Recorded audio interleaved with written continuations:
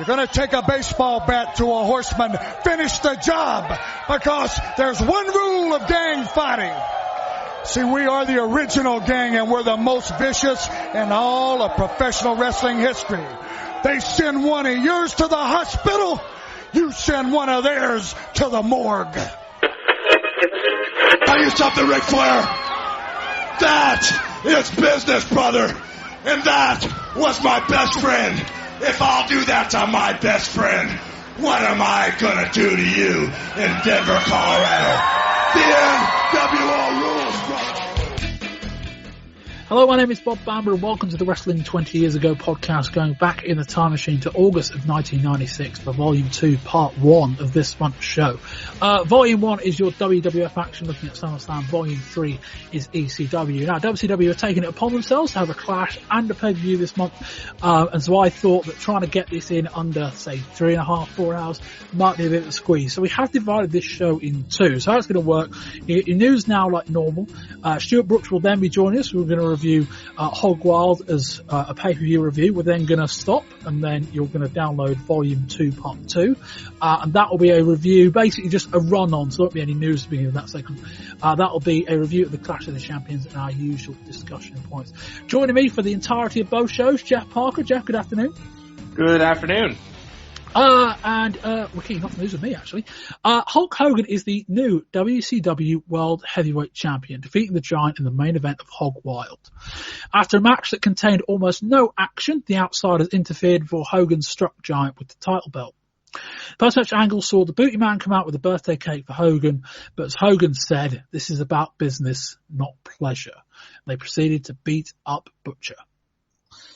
Hog Wild was otherwise only really memorable for the setting, taking place in front of around 5,000 people, all unpaid, mostly bikers, who knew very little about the current product. Combined with a 2-hour live edition of Saturday Night that aired immediately prior, it made for a 5-hour-long show for a total of 16 matches. In the co-main event of the evening, the Outsiders defeated Lex Luger and Sting thanks to quite a convoluted finish involving referee Nick Patrick, whose slow heel turn has started this month.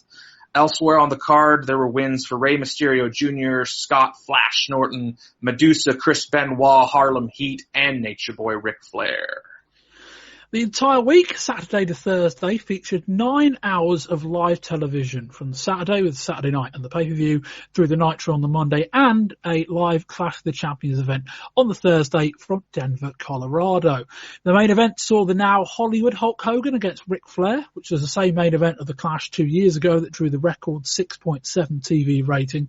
The 3.5 rating of this show, the 6.7 from 2 years ago, was just a match, was even down from January's Clash. Much like their match in 1994, Hogan retained, but again there were questions as to whether Hogan submitted in the figure 4. To nobody's surprise, this match ended by DQ after interference from the Outsiders. The show also featured a 20-second squash of Chris Benoit by the Giant, and another chapter in the story of Nick Patrick's heel turn. Ted DiBiase debuted on Nitro this week in an angle that will soon see him formally become the 4th member of the NWO. He came down and sat front row and counted to 4, perhaps with the idea trying to fool some that he was with the 4 Horsemen. But then he mouthed next week before counting to 5. The 5th member should be Sean Waltman, aka the 1-2-3 Kid, but WCW are still awaiting the WWF to grant him his release. Waltman will round out the 4 in the NWO headlining War Games at WCW Fall Brawl against the team of Ric Flair, Arn Anderson, Sting, and Lex Luger. Amongst other signings this month was Chris Jericho, who debuted on Nitro against Alex Wright, and the Quebecers, who have signed a contract but have yet to debut. Also, Glacier finally made his debut at the syndicated tapings. And on to the ratings for the month, starting in July, actually, on the 29th, as Nitro beat Raw 3.1 to 2.1. August was a clean sweep for Nitro 2, although the numbers for both sides did keep rising. On August the 5th, Nitro did a 3.0 towards 2.8. Coming off of Hog Wild the week later, Nitro did a 3.3 towards 2.0. Coming off of SummerSlam the following week, Nitro did a 3.5 to 2.9. And on the 26th of August, Raw was preempted, as it will be at the beginning of September. In its absence, Nitro did a 4.2. Intense pain. is a wonderful thing, Gene Okerlund. Your life flashes before your eyes. Things that are the most important to you become crystal clear. Look at this. You start to begin to learn the meaning of life. Last week when they stuffed me in that ambulance and I looked across and I saw Flair, Sting, Woman, Bagwell, and myself, I realized that we were people brought together, not by philosophy, but by necessity. And I started to think, New World Order, New World Order, where have I heard that?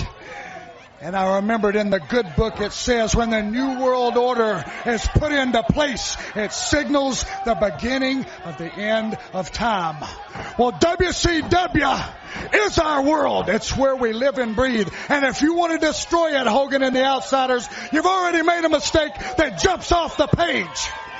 You're going to take a baseball bat to a horseman, finish the job, because there's one rule of gang fighting. See, we are the original gang, and we're the most vicious in all of professional wrestling history. They send one of yours to the hospital, you send one of theirs to the morgue.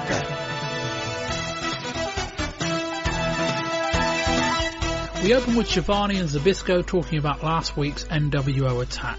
The wrestlers are now going to be handling their own security, including Big Bubba, Meng, the Barbarian and Scott Norton at ringside. Again, there are empty chairs at ringside, not 3, but 4. The opening contest sees the Rock and Roll Express challenging Harlem Heat for the tag titles. An understandably slow match ends with Sherry breaking up the Express pin before holding down Booker to see the champs retain. Yes, Ricky and Robert still have outstanding mullets. Mean Gene interviews the Nasties on the stage as Luger and Sting question their alliance, and we get yet another Glacier vignette. Maria Hosaka gets a cheap win over Medusa when Sonny Ono holds down Medusa's ankles. Yes, exactly the same finish as the last match. A black stretchered limo turns up ringside, and next up is Chris Benoit against Alex Wright. The Wunderkid wins by countout when Malenko attacks Benoit on the outside. The commentary team continues to question the limo. Lord Steven Regal and Macho Man have a quick match. Savage ends up winning with an elbow. Sting and Luger open the limo to find a bouquet of flowers, or a wreath as it's known, Tony. The message, condolences on the death of WCW. Gene interviews Savage and Sting and Luger in the ring. They say WCW is alive and well. They put out the bouquet. Hour 2 opens up with no Heenan or Bischoff. Flair and Booty Man have a brief contest. The Horsemen bring it into an early close. Double A cuts a stellar promo on the NWO, calling the Horsemen the originators of gang warfare. Flair says they wanted their attention, now they have it. After a replay of last week's backlot beatdown, we cut to a paid-for announcement from the NWO. They rip on Luger, Sting and Giant. We then hear from the Truck, who cut off the video at the request of Sting and Luger. The Giant gets a squash win over Craig Pittman, then chokeslams Teddy Long to the delight of Jimmy Hart. The limousine returns, a Giant cuts a very decent promo on Hogan. Then a Glacier video, for a change. Nasty Boys take on Luger and Sting in the main event. Sting picks up the win over Sags with a Scorpion Deathlock. We end the show with a cut to the limo where Sting and Luger open up the back door and have a turnip bag thrown at them. Inside, a message reads, Ray was right. There are 4 guys. Or is it 5? See you in Sturgis.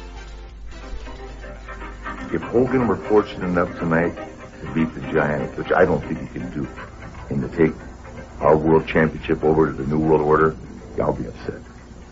But you know what?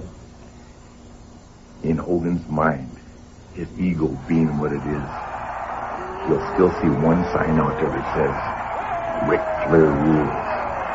WCW, Ric Flair forever. That'll drive him crazy. So you know what he'll do? He'll make the mistake, if he wins that title, of asking everybody around him. He'll say, God, is there anything else out there that we need to do? And somebody will say, yeah, Flair. You've got to beat Flair. Because if you really want to be hit, Hogan, if you really want to be hit, you're going to have to beat Ric Flair. I try to make people mad at me. I try to. For 20 years, I've done a real good job, but I've made millions making people mad. But I've never crossed that line of been ridiculous enough in my own character to think that I could start a new promotion and really go so far as to think that I could eliminate people and eliminate a history and a tradition so rich. We're talking about a company that's been in existence really for almost 100 years. A company that I represented on 13 different occasions as the real deal, the real live world heavyweight champion. This company is the best. I'll stand up for it. I'll fight for it. Those guys have no idea what that means. Hogan has no idea. When Hogan was selling toys, he's the greatest flagship for selling toys, for being a vehicle to carry a promotion that's ever come along in our business. But when you talk about walking down that aisle and getting in that ring and performing night after night for thousands of people because you believe in what you're doing, you believe in your product, you take a check home to your wife, you say, baby, I'm covered in stitches, I'm hurting all over, but this is because I'm the best at what I do. They have no idea. Hogan, Nash, Hall, whoever, you hurt my best friend. Didn't matter whether I was standing with Sting and Luger. Through association, they could be in an ambulance with me. They could be in my home. If Arn Anderson's down, I'm there. I mean, Arn Anderson and I have been up and down this road for 15 years now. We have bled, we have sweat, and we've cried. The emotion in this business is huge. It's hard. It's hard on you personally. I had decided in my own mind that Hogan and the New World Order and the Horsemen could coexist. But then they jumped on Arn Anderson. And it became a whole new awareness, a whole new ballgame. This is our business. We stand top by getting involved. My other real friend in life is this company. This company is the best. I'll stand up for it. I'll fight for it. It's on now. It's on the table. It's us. It's survival of the fittest. It doesn't matter whether I like Sting or Sting likes me or Luger. It's one company now trying to be taken over by another. If the New World Order wants to make their mark and to really score, you've got your opportunity now, because the Horsemen are involved. Two of us can't survive. Two companies can't survive. Go to bed with that thought tonight. And we jump straight into our analysis of WCW Hog Wild and the Saturday night, well, the brief analysis of Saturday night. Join myself and Jeff from the New Generation Project podcast is Stewart Brookes. Stewart, hello. Good evening, Bob. Stewart, kick us off with the long list of matches that aired both on television and on pay-per-view that evening. Okay, beginning with the Saturday night matches, we have the Public Enemy defeating Dick Slater and Mike Enos. Next up, Conan defeated Chavo Guerrero Jr. The Nasty Boys defeated High Voltage. Alex Wright beat Bobby Eaton. The Dungeon of Doom of the Taskmaster Meng and the Barbarian defeated Joe Gomez, Jim Powers and Mark Starr. Squire David Taylor defeated Mr. JL. Diamond Dallas Page defeated the Renegade. And in the Saturday night main event, Arn Anderson defeated Hugh Morris. On to Hog Wild. Rey Mysterio Jr. defeated the Ultimate Dragon in a singles match for the WCW Cruiserweight title. Scott Norton defeated Ice Train. Medusa defeated Bull Nakano in a Battle of the Bikes match. Chris Benoit defeated Dean Malenko. Harlem Heat defeated the Steiner Brothers in a match for the WCW World Tag Team titles. Ric Flair beat Eddie Guerrero in a singles match for the WCW United States title. The Outsiders defeated Sting and Lex Luger, and in the main event, Hulk Hogan defeated the Giant to capture the WCW World Heavyweight title. I think front to back, that was just shy of 5 hours if you'd have watched that all in a block. We will briefly, I know Jeff's seen Saturday night, I know Stewart hasn't, we'll briefly do a quick bit of analysis on that. For what it's worth, probably one of the only things I think Jeff's going to mention is the Ric Flair promo. You know, you will have heard it before this review started a couple of minutes ago, so that's what that was. An abbreviated version of that does air on the pay-per-view itself, but there's a longer version that airs on Saturday night. Jeff, you've seen Saturday night, and any takeaways from it? Really just in front of this crowd that really didn't care about wrestling. I just was kind of puzzled that they had both Public Enemy and the Nasties on the prelim or the Saturday night show, because I think they're kind of more brawling style, especially how the Nasties have done those tag matches over the last couple of years. It kind of felt like that's the type of thing that might pop a crowd that's not necessarily a legitimate pro wrestling crowd.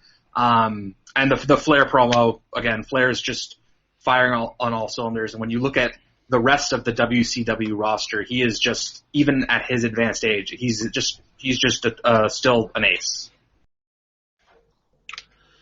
Yeah, I think the Flair thing is interesting in the sense that although he's been, quite a overt heel in this last year or so, you might say this last two and a bit actually, I suppose, and he's been like a really big heel in a feud with Randy Savage. I just don't think that in 1996 you're helping anyone out if you're trying to make Ric Flair a heel. And so I think it just, the NWO thing's kind of fallen into your lap. And while, there are some stories that don't really make sense, just go with it. And Jeff, I think one thing that I looked at that kind of made sense to me was Flair as a babyface, or as a sort of babyface in that interview, didn't really feel any different to Flair the heel. It didn't feel like much of a transition in terms of how he was speaking or necessarily kind of what he was talking about. But yeah, it all seemed to make a lot of sense.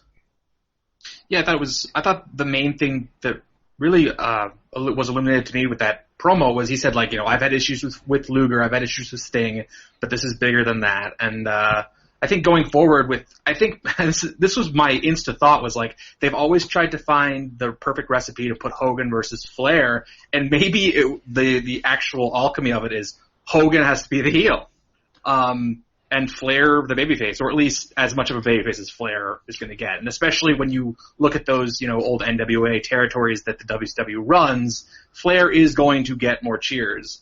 So I think they might actually have a really cool angle going with Flair as they call Sting the franchise, but to call Flair the elder statesman of WCW to go up against this band of interlopers. Yeah, I mean, I think that there's always been that undercurrent ever since Hogan arrived, that as much as you can present Hogan as a babyface and Flair as a heel, there's still a big chunk of WCW's audience that are going to boo Hogan and they're going to cheer Flair. Although, oddly enough, on this night, there was actually a big chunk of the WCW audience in attendance, or should I say the audience in attendance, that were actually going to cheer Hulk Hogan. But we'll come to that later in the show, and also we will come to what happened at the Clash later on in this month as well, between Flair and Hogan as well. Stewart, moving on to the pay-per-view itself, what were your thoughts on it? Kind of a middling show, really. I think there was some pretty good stuff on there, certainly on the undercard, but I just was not a fan of the environment right from the get-go. It kind of had a similar feel to that Bash at the Beach show from last year, where it wasn't necessarily an audience that was into the product. They recognised a few of the stars, but you could tell they didn't follow WCW storylines on an ongoing basis. And, there was one match in particular, which we'll get to later, where it certainly detracted from the match. There was one particular act that they disliked for very obvious reasons that made me feel a bit uncomfortable. Jeff? Yeah, I completely agree. I think on paper, if you take this card into, say, Baltimore or the Carolinas or someplace where WCW actually has a hot crowd, this is probably going to be a more respectively received show. And I think a lot of the issue, as pointed out, is that crowd there was not really the wrestling crowd. They were revving their motors. It also, from a production standpoint, just looked so low rent. I just kept saying to myself, like, Vince McMahon would never do this. There's no money to be made here. This is a very self-aggrandizing promotion right here. And like, I liked the undercard. I thought it was great. But I think if anything from this show, I took anything from, it was that a crowd can help make a match even better, and two guys out there doing their best sometimes might not be enough if the crowd is not invested at all. Yeah, in a funny kind of way, as much as I would completely agree that the setting and the audience changed how this show would have been perceived, and it perhaps made some things bad that otherwise would have been good, it also perhaps made some things better that might otherwise not have been. I feel that the show was different because it was outside in Sturgis, but I don't necessarily feel that it would have been any better or any worse inside, in a more traditional setting. I mean, I think, Jeff, I think you're completely right. There were some things about it that just looked incredibly hokey. I mean, basically for those that haven't seen it, they had the ring, and then they had basically the ring on top of a platform. And so there was your ringside area at normal height for about, 6 or 7 feet. And then this platform dropped probably about another 6, 7, 8 feet probably further down as well. So you basically had the ring on top of, if you like, kind of a bigger ring. Wasn't exactly ropes or mat. And everything was there, which made the ring probably a bit higher than people would have used to, which might create quite an odd view for people in attendance if you were sat down on a bike or a chair or whatever. Actually, and you were near the front, I actually don't know how much of the ring you would have been able to see, because it's quite high up. But yeah, it looked incredibly rough around the edges. It created for some very bizarre moments. But sure, I think one of the things I say when I say it maybe changed the show rather than maybe affected it positively or negatively was that I really liked how the sun set on the show. We went from bright daytime to the final 2 or 3 matches in darkness. I thought of the positives of the stuff surrounding the show, that was one of them. Yeah, I mean, I think there was some interesting visuals created because of it, and certainly kind of having the hills in the background created, an interesting visual, but yeah, I just think the negatives outweigh the positives, and that might be mostly down to the people in attendance. I mean, and then you've got that kind of WCWism that they did at Bash at the Beach last year, where they're trying to convince you there's 100,000 people there. The figure ranged from anywhere from, we had 250,000, we had 300,000, and, Bobby Heenan's trying to sell that everybody is transfixed by the ring, yet in the background you can just see people wandering around, like... I haven't actually seen attendance estimates yet. What do you reckon, Stuart? 4,000 or 5,000? Would that be fair? Paying attention to what was going on, I'd probably go for about that. Yeah, that's it. Jeff, anything further on that? I don't know. I haven't read anything formally yet. I mean, the one thing I would note, I think that the visual was awesome. I mean, when you do get that sunset, there's been that it's been like that for a couple of WrestleManias. The SummerSlam at Wembley, obviously. But the one thing that I would just contrast that with is, as nice as the aesthetic is, for me, I've always heard pro wrestlers say how much they hated open air stadiums because they can't hear the crowd, they can't read the crowd. There's not as much reverberation of the noise, so it's a lot harder for the workers to kind of get their match in sync and to kind of go with the flow. And maybe that didn't even matter here because the fans weren't going to pop as regular wrestling fans would have, but. Ultimately, I think, when you do not charge free admission, much like the Bash at the Beach the year prior, it just seems counterintuitive to a successful wrestling promotion, regardless, in my opinion. Yeah, I think you're right when you say it was self-indulgent in the sense that I don't think they were charging for this. If you think about it, as much as they would have booked this kind of thing far enough in advance where, you couldn't have predicted it, but the first show after the big angle probably would have done quite a sizable gate if you'd have booked the right venue in the right place, and quite a sizable paying gate.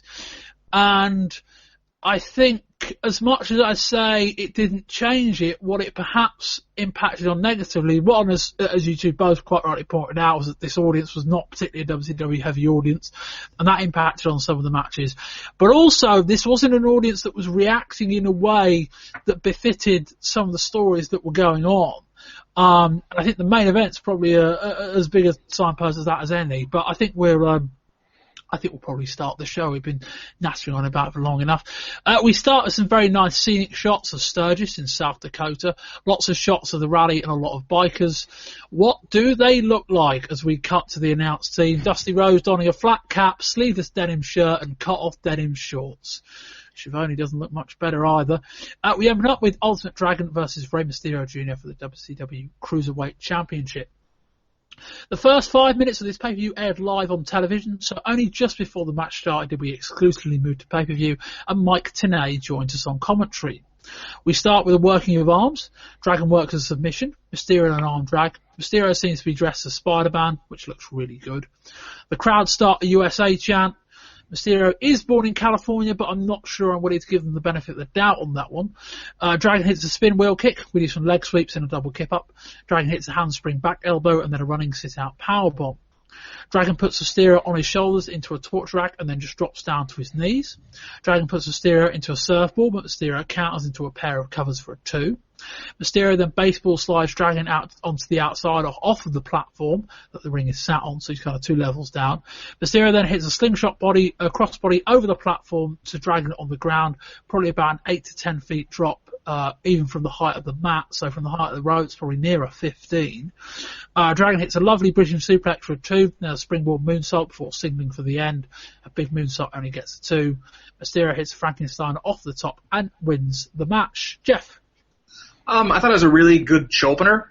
Both guys are obviously excellent workers. It told a really decent story. One of my problems with some of the cruiserweight and lighter guy matches is that sometimes you just get 2 nameless faces who just nobody works the overt or just direct heel. So I liked seeing Dragon and Sonny Ono out there at least trying to kind of, even if Ultimate Dragon doesn't, do the, Ric Flair type of heel work, he is a little more aggressive in going after his stuff than a lot of the guys were in the cruiserweight division. So I liked that. My main note to this match was that it's not Tony Schiavone.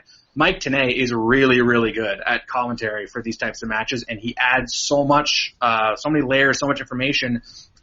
And none of the other commentators do any of these guys favors because they're just talking over each other and just, if anything, being a detriment to the match. And Tenay adds so much. You kind of just think, why not just put Tenay on the entire show?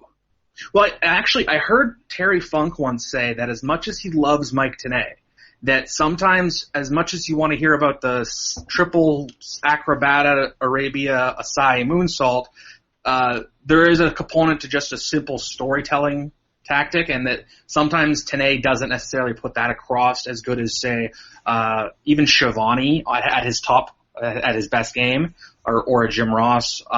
So that's what I've heard has been this kind of the knock to him. But no, I think he's passionate and it shows, and he educates the crowd. I mean, I would have him on it, but I kind of see where the knock on him is that there's kind of a Poindextery, encyclopedia as a negative type of vibe with him. But he's introducing the fans who are not familiar with, say, Japanese style or lucha libre style, and he's so articulate that he gets it over. I thought the crowd was dead. I thought the acoustics were terrible for it. They only really popped for that huge springboard to the dirt, which did not seem safe. If I was one of those guys and they told me to take that bump, I would have flipped out. Just think of the potential for not even taking a bump onto concrete, but a rough surface. It just seemed completely impractical. Honking bike horns did not seem conducive to a good wrestling show, but overall I really liked the match. It was fun. Yeah, I think the complexity of the bump was perhaps exemplified by the fact that it's not just that Mysterio's got to drop down, he's kind of got to drop forward as well. He's got to beat that ledge and then, kind of time his jump essentially. But yeah, I think it's also, and this is going to be a theme in one of the matches coming up in a bit, there's also my thought that in front of this crowd, it's not the kind of crowd that's even going to appreciate that kind of bump, even if you pull it off. And they did, but it's not, do that kind of bump in a match that matters in front of a crowd that are going to be able to appreciate it. And this didn't have either of those things going for it. Stuart? Yeah, I'd agree with that. And I think almost you'd have been better off putting this match. I think the Great American Bash, that was in Maryland, if I'm right. That sounds about right. Yeah. Jeff, does that sound right to you? Yeah, I think it was. Yeah, so that first sort of big debut match for Mysterio, which, perhaps wasn't a showcase of his aerial skills. I mean, it was a good match. It was him and Malenko, but you almost think maybe if you'd have put him and Dragon there in that setting in front of that crowd, they'd have been a whole lot more appreciative. I mean, the match itself, I really enjoyed it. The dive to the outside was incredible, although, like you say, somewhat unappreciated by the audience. Dragon is phenomenal. Mysterio is phenomenal. Yeah, it might have just been better placed in front of a more appreciative audience. I guess the USA chants were for Mysterio if he was born in California, but I don't necessarily think the audience would have known that. No, maybe they thought they were both Mexican and they were just chanting USA. Hell, there's a match later in the show that suggests that may very well be the case, but we'll come to that in a bit. Yeah, the match was fine. I don't think it was exceptional, and I think there's enough to say that this match in another setting, in another arena at another time, in front of a different audience, would have been more well received. Both guys struggled because of the whole platform thing, in that there was enough apron to land on, but not really enough where you could do anything to, because it was too much danger of falling off. And so a lot of the platform action we saw was just people getting thrown over the top or getting kind of brawling around it, rather than any guys kind of flying off of the top turnbuckle or off of the apron to the platform. So that suffered a bit. The match was fine. I think there's another issue here in that Ultimate Dragon isn't a guy that a lot of an American audience has heard of. Rey Mysterio is a guy that's been around a while, but he's still just a name, really. He's just Rey Mysterio. He flies a bit. He's a bit like Dean Malenko. We don't really know a lot about him. We know bits, but he's the guy that got beaten up by the NWO.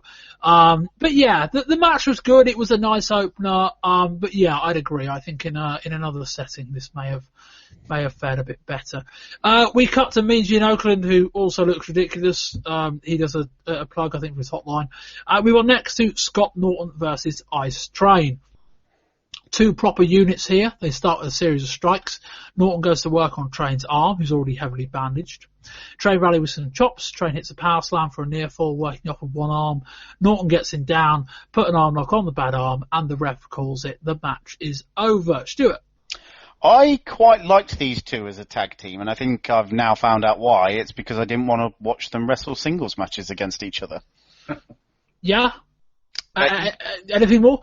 It was just not a good match. I do like Norton, but yeah, I just think maybe these two as a tag team hid both people's weaknesses.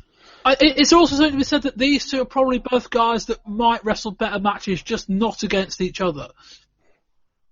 Yes, but potentially. But, sometimes it can be fun watching two, like you say, big units going against each other, but this just wasn't thrilling in any way. Yeah, I've seen better matches from Norton. I don't know about Ice Train on his own. Jeff? Yeah, this felt like a glorified job match for Ice Train. Norton was showcased here. I like that he laid his stuff in. It wasn't necessarily a Haas fight. The finish seemed bland. I really didn't. I like Norton. I think you need to put him in there with somebody with really good working boots, and I don't think Ice Train will ever be accused of that. Very minimal impact on my day-to-day life was this match.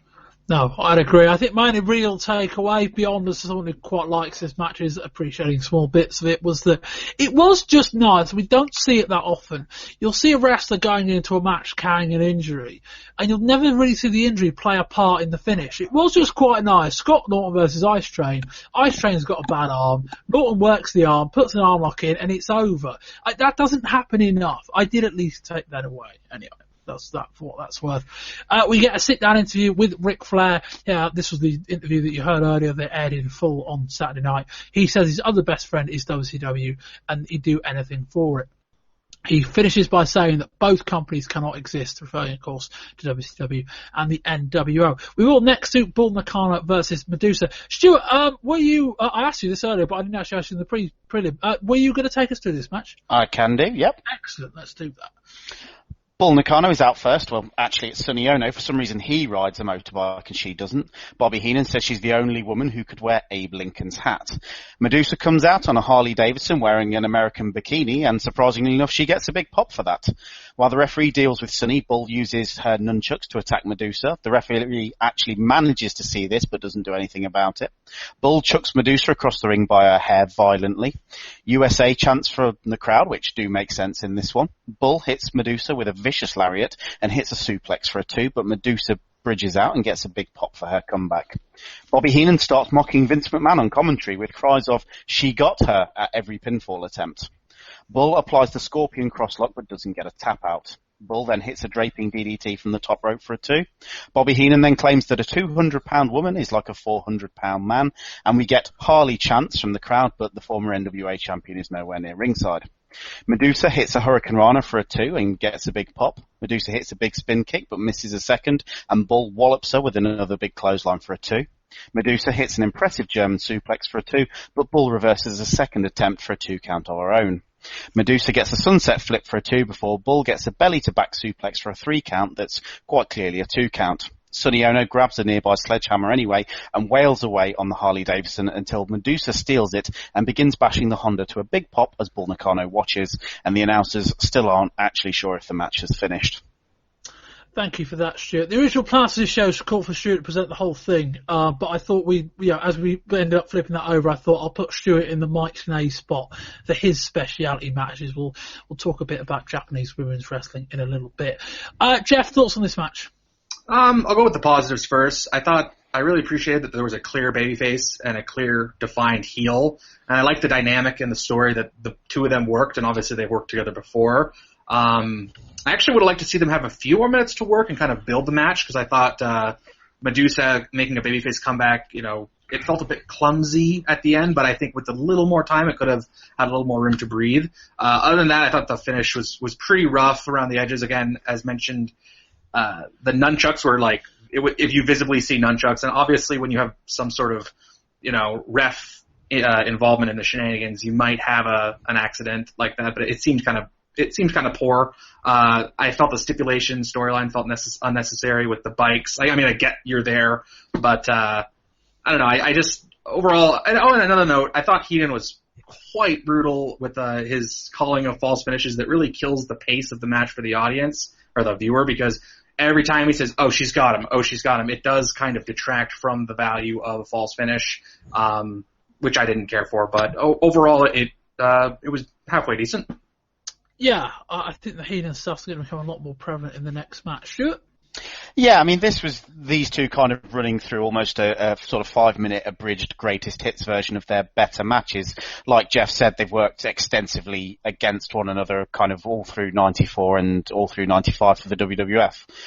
But yeah, this was kind of a truncated version of that. There were some good moments in it, but yeah, the sort of race nature of it and the fluffed finish, though not the worst finish on this show, sort of really detracted from it.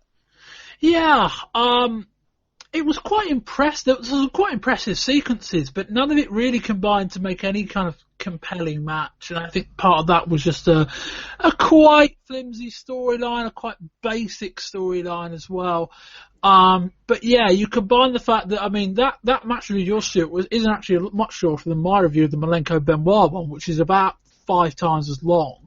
That in part just says a few notes I took from that match. But a lot happened in this match, but you got to the end of it, it was only 5 minutes, you're like, oh, particularly when it was just the kind of quite disappointing finish.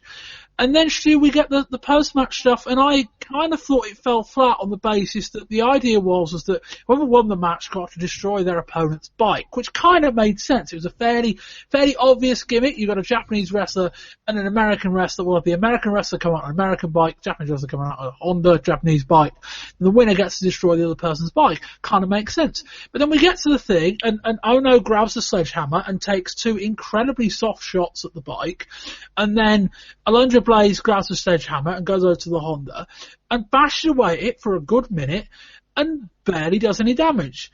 Stuart, I thought that, if this segment was going to have any redeeming features, it would have been someone beating the fuck out of a bike, and she didn't do it.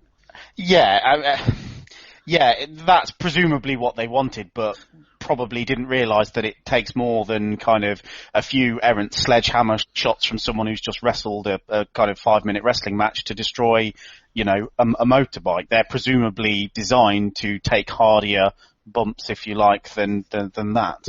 And to paraphrase Bobby Heenan, a 200-pound woman is not like a 400-pound man when it comes to destroying a bike with a sledgehammer. I probably would have backed Scott Norton in this case. problem. Yeah, or Vader, perhaps. Yeah, well, Vader could have just sat on it, I suppose, but there's always that. But yeah, I actually say every time we're on, we do a women's match. In between the last time I asked you, which would have been about a year ago when we did the Collision Career show, any Japanese women's Japanese women's wrestling matches that jump out in the time that we've been away since? Not in kind of that period. I mean, things have started to slow down for All Japan Women. As kind of the major promotion. I think they're heading sort of, quite frankly, out of business. But there's still plenty of stuff from that kind of 94, 95 era that's worth checking out that I think recommended last time. Okay, that would be the August 95 Volume 4 Collision in Career show. Stewart, join me and Chris to review all of that. We will move on next. We join the Steiners on CompuServe. They're on the Aussie America online chat. It does seem like Rick Steiner is playing a racing game, or at least he is, judging by the noises he's making. And we move on next to Dean Malenko versus Chris Benoit with Miss Elizabeth and Woman. Benoit puts Malenko onto his back and the pair start brawling. Heenan suggests the crowd is 250,000 people in size. Benoit is in control of the match thus far. We get an awkward transition into a series of pin attempts. Benoit barely managing to bridge out of the last one. More counters, more pin attempts, and another bridge from Malenko that also barely makes it. Still an impressive sequence. Malenko goes for an arm triangle. Benoit deadlifts him into a backdrop. Impressive that. Benoit blocks a double axe handle off the top into a snap suplex. He follows that with a big diving headbutt. Benoit shapes for a tombstone pile driver. Malenko counters his one of his own and has a series of pinfall attempts to no avail. They go to the top. Benoit executes a big superplex and over-rotates and hits the mat at quite the angle. More near falls with a series of suplexes. They're beating the crap out of each other here. They announce that there's 5 minutes left. Benoit gets Malenko in a brutal-looking vertical Boston Crab. He ties Malenko up with his legs, bridging into a pin attempt for a 2, and we get the 3 minutes left. We get a test of strength with a backslide pin. Malenko gets it, but only for a 2.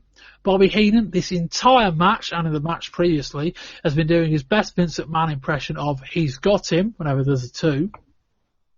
6 seconds to go. Benoit goes to the top. Malenko follows with a big release superplex. 2 count. Malenko goes for a powerbomb into a pin. The time runs out, but Benoit kicks out anyway. There's minor boos for that. Benoit and Malenko square off, and we have 5 minutes overtime. Benoit goes for a bridging belly to back for a 2, then a tilt and whirl backbreaker for a 2. That looked really nice. Benoit locks in Malenko's Texas Cloverleaf. Woman is begging Benoit to get the job done. Benoit gets a leg lock in. Heenan does his best Vince impression again. An inside cradle from Malenko. Benoit kicks out as time runs out. Dave Penza announces another 5-minute overtime and the crowd groan. I'm kind of actually with them on that occasion. Heenan says the fans are mad because they think Benoit should be the winner. We'll see. Benoit ducks the clothesline into a German suplex for a 2. More, he got in from Heenan. Malenko tries to drag Woman over to the corner. Ashley tries to get involved. Benoit rolls Malenko up off the distraction. 1, 2, 3. He got him, says Heenan, and this time he's right, as Benoit wins the match. Stewart. Yeah, this was really, really good, bar the sort of slightly extraneous overtime period business. I mean, if you're just going to go to overtime, why have a time limit at all? What's the purpose of the time limit? Again, as with the Mysterio Ultimo Dragon match, this was not a match that this audience was into. They were more into women fighting over bikes than they were two guys having, a really good technical wrestling match. And then that's a shame that, these guys went out there and kind of did their thing for 20 minutes and these types of matches sometimes that crowds that aren't into technical wrestling see. Sometimes, they start out quiet and the crowd get into it. This was not one of those examples. And like you say, they groaned at the prospect of overtime, which, yes, was a silly concept. But, yeah, overall, a really, really good match. Jeff? I guess I'll preface by saying on a sheer technical level, it was an excellent match. I love Benoit's selling. I think he's top notch, and I really don't. Considering he was working Malenko, who's kind of a tweener, is he a heel? His persona is a little vanilla for me. But I think that Benoit really needs to be brought to the next level. He's a horseman. He's so great, and I think him backdooring his way into a win after double overtime kind of felt like a ho-hum finish to a really good match. Felt the crowd didn't deserve a match was this good. I felt like, these guys are putting a clinic on in front of them. They really didn't care, as Stewart kind of didn't allude to, he just said. Again, you get this disinterested commentary, especially from Brain and Dusty, and they seem to kind of just make the match an uphill battle. And I wanted to credit Schiavone here because it felt like he was trying to wrangle them in to kind of keep a consistent storytelling narrative for this match. It was a losing cause. The thing that really stood out to me on a negative was that, this match and the Cruiserweight match before it, while they were so technically, good matches, there was no real, perceivable heat. And I started to just think like this card in front of this audience should have just been a lot more of an uncensored type show where you have things that would pop crowds that aren't necessarily pro wrestling fans with like unmitigated violence, and you'd have things, and that's why I would think I'd book Duggan, I'd have the Nasties, I would have Public Enemy, I would have just a lot more high spots, which is not something I necessarily want to see on every card, but with a card like this, that's the type of a little more glitz and glamour or sizzle without steak than getting the perfect steak here that was just completely substance over style, and it wasn't appreciated.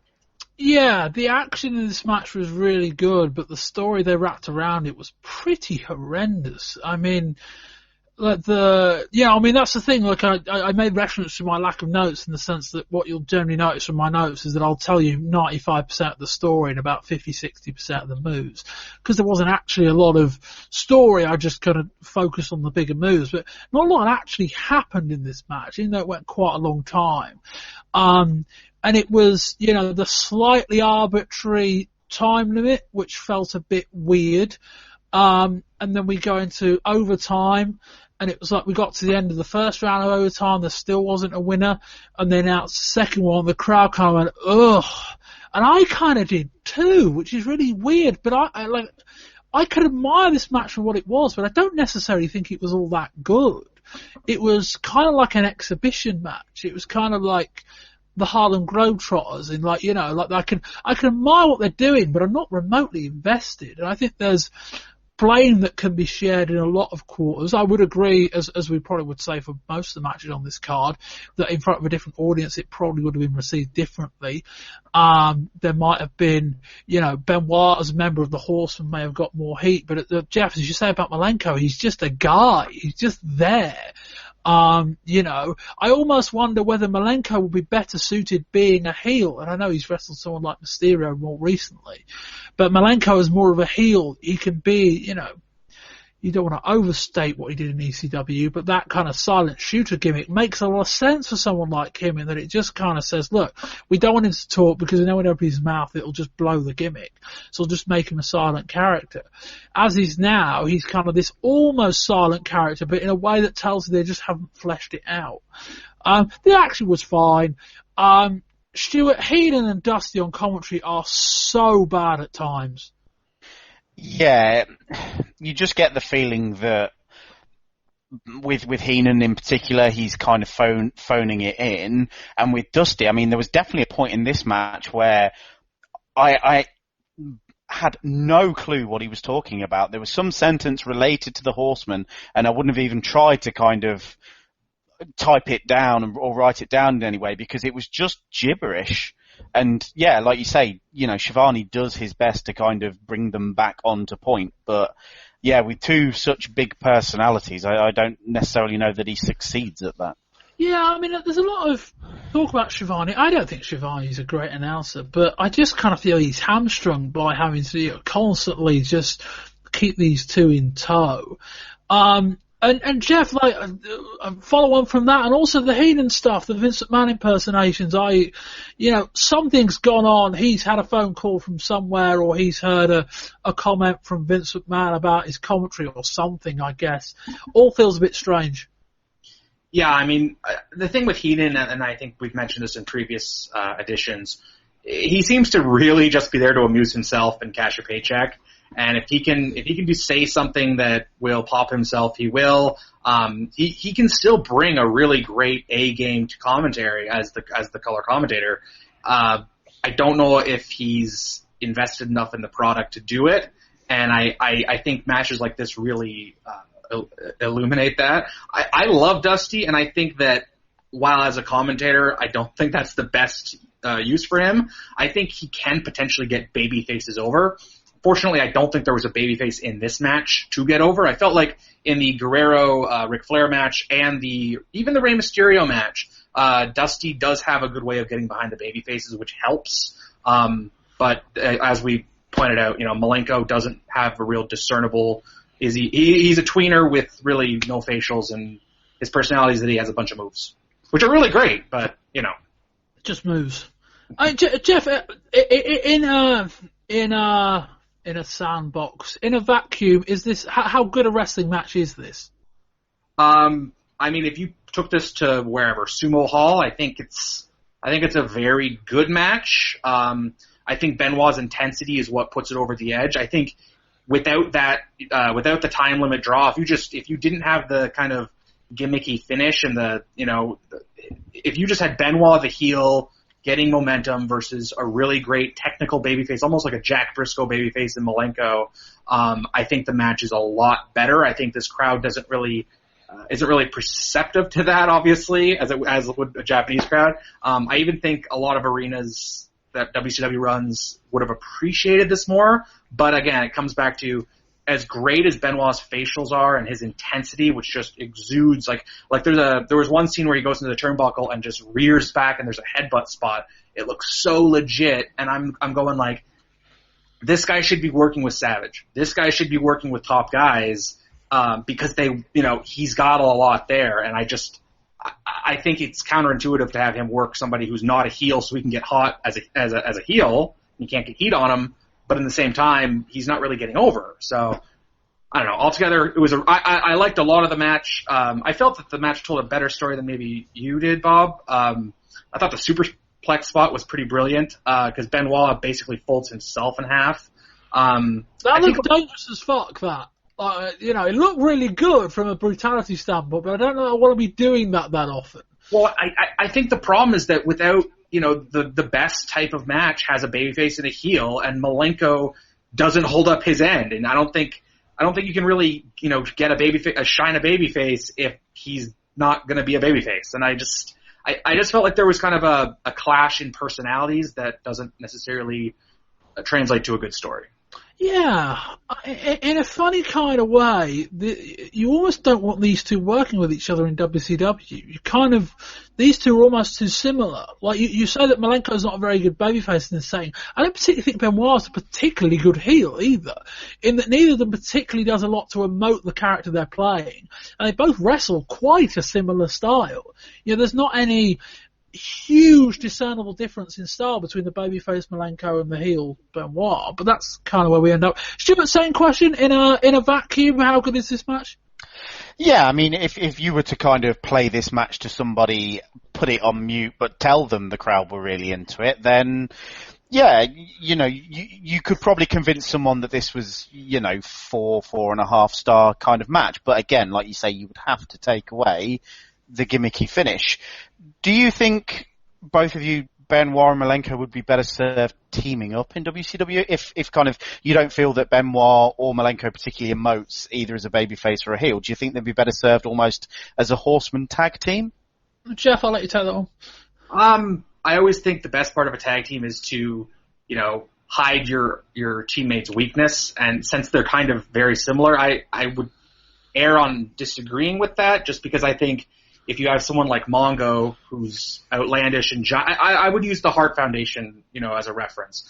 Brett was the Porsche, Anvil was the tank, and I would think that Benoit would probably work best with somebody who's a little better promo, has a little better size and look, and he could do the heavy lifting in the match. And same for Malenko. So if going forward they were to be in tags, I'd almost want to put them with people who they can do the bumps, they can do the really great wrestling, and have the other person maybe put a little more of that shine and that personality and charisma into the match. Yeah, I think they'd be a fine tag team, but I think that would, it wouldn't necessarily reflect well on how WCW perceived them if they were a tag team, in the sense that I think they'd both kind of be wasted in that role, and it would kind of, to me, be a signal that WCW didn't know what they were doing with them as singles acts, which may very well be the case. But yeah, just to end this bit, I think that, you know, just to kind of answer the question that I've asked both of you guys, is that I feel this match in ECW, with an ECW audience, with Joey Styles giving it large, would have been seen as a top 5 ECW match of the year, in the sense that the action was excellent, the announcer would have got over the story in the ring, and they're probably, far be it from me to guarantee it where ECW is concerned, there probably would have been fewer shenanigans. And so as a result, I can see this in Philadelphia, with the kind of crowd that would want to appreciate it, it would have been really good. As it was a pretty good match, but it kind of never really felt like it got going, just because I talk about them being in a vacuum. They kind of were. They kind of were, in that the audience, the people in attendance weren't really going with them, and the announcers weren't really playing along with the story they were trying to tell. So as a result, it kind of like was watching a match on mute, in the sense that there was no response from the crowd, nor was there from the audience. So as it was, it kind of fell flat. But I think there's a bit of that on the two guys involved. There's a lot of that on the environment they were surrounded with that was beyond their control. And we move on next to the Steiners, Rick and Scott versus Harlem Heat, Booker T and Stevie Ray versus Sister Sherry and Colonel Robert Parker. Having been pretty docile the entire night and not booing anyone, the crowd seemed to be egging on Harlem Heat. Jeff, there's no real way of skirting around the subject any longer than we already have. Essentially, two black guys turned up and the crowd got rather interested in booing them. That is pretty much what happened. Yeah, it seemed very unfortunate that the crowd seemed hostile towards them, although I would credit Harlem Heat for, you know, as heels, trying to really stir up the heat to get some sort of reaction, as, you know, the old adage goes, any reaction is a good reaction. So if there was anything, I mean, quote, good to come out of this, I guess it would be that Harlem Heat at least knew how to react in a pro wrestling environment, even though it was completely unacceptable and totally not what anybody probably was intending, right? Anybody meaning WCW. But Harlem Heat, at least as heels, had the opportunity to react and egg the crowd on, even though their ignorance as fans was turning themselves heels probably to the home viewer. But yeah, it was an unfortunate, ugly kind of thing when you take a step back and go, well, they haven't really turned on anybody yet. And then, you know, it kind of takes the air out of the match for more ways than one. Stewart? Yeah, I mean, Jeff sort of quite eloquently summed it up there, really. If you put it in front of really innocent eyes, you would assume that Harlem Heat were the most over heels in the entire company. But yeah, like you say, when you kind of clock what's going on and why exactly they're so unpopular, I mean, it then, you know, just sort of brought to attention in my head that, yeah, anytime they showed a shot of the crowd, everyone was white. And, yeah, it's just so unfortunate that either they were the only African-American act on the show, so it showed up more blatantly, or it's just unfortunate that that's the way they feel about a particular team purely for that reason. Yeah, I wonder. It's a fun topic to try and speculate on. There was Ice Train, there was, obviously not black, but there was Paul Nakano. I just wonder whether, and we say to Harlem Heat's credit to a point, whether Harlem Heat probably stirred it up more than anyone else on the show did or would have done. You know, and the fact that I do, and again, we're into dodgy territory here, I do wonder whether we got towards the end of the match, and rather than it still being heat for the sake of racial heat, it was heat with racial undercurrent that had kind of been turned into heat that helped the match. I don't know whether I can say that confidently, but it felt like there was a bit there. It did feel like Harlem Heat responding to it got the crowd involved in a match on a level that they wouldn't have been otherwise, and it did kind of sort of improve the match, but it stuck out like an absolute mile, and it was a bit ugly. I don't think WCW thought that bit through. It just was a bit unfortunate. But also, you know, I think to an extent, fair play to Harlem Heat for I don't want to say going along with it, but fair play to Harlem Heat for taking a really bad situation and to an extent being quite professional about it and probably improving the match that they were in despite what was going on outside, because it got a bit ugly at points, but we'll come to it in our review and then we'll discuss it at the end, but it was probably too big an issue to not mention up front. Anyway, Booker T gets on the second rope, raises his arms in the air, and a large round of brews ring around, and the engines rev up loud. Scott sets up for a double underhook slam. Crowd pop for that. Scott hits Booker with a shoulder charge. Cheers. Scott hits a body drop. More cheers. A 10 punch. Loud counting. Ray hits a power slam. Lots of boos. Scott hits a suplex, then tags in Rick. Scott hits a belly-to-belly on Booker, a large cheer, but only a 2. Sherry shouts something during a cover. Rick says, "Shut up, bitch." Sherry responds, I think, by saying, "Bite me." Booker goes for a leapfrog. Rick catches him into a power slam, which was really nice. Rick then gets thrown hard over the top rope and then into the ring post. Booker T breakdances to his feet, then hits a side kick. He tags in Ray. T stands on the turnbuckle on the first or second rope and says, "That's all for you. That's for all of you hillbillies." Booker T goes for a move from the second rope. A guy revs up his engine, which grabs his attention right as he's about to do it. Belly-to-belly suplex from Scott. Big pop. Sherry and Parker get on the apron. Parker accidentally throws some powder in Booker T's face. Sherry successfully hits Scott with her powder. Parker hits Scott with a cane, and Booker pins him for the win. Stuart. Yeah, I mean, we just spoke extensively during Benoit Malenko about that match being in a vacuum, and this match might have almost been better served being in a vacuum also, but for the exact opposite reasons of what we spoke about previously. This was a pretty decent tag match. I'm a big fan of the Steiners, and I quite enjoy Harlem Heat as well. So they put on a pretty decent tag team match, but it was just kind of hard to get over why this match was so over. Jeff. I think as soon as Harlem Heat was announced, there was this kind of incendiary rhetoric from the crowd that was completely uncalled for and unnecessary. Especially, African Americans in pro wrestling have always had a pretty abhorrent, go of it due to fans and just general discrimination and racism.